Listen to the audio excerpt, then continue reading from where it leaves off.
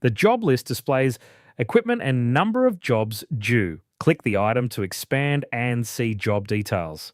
Utilize job list filters above the job list for streamlined allocation.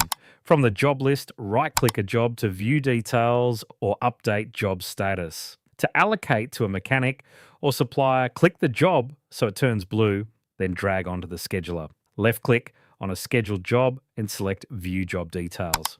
From here, you can see one job has been scheduled. The other unscheduled jobs are available under the Optional Repairs section. Left-click Scheduled Jobs for action items. Options include View, Edit, Cancel, and Defer to next week. Jobs completed by service suppliers need to be closed out to reset the service reminders.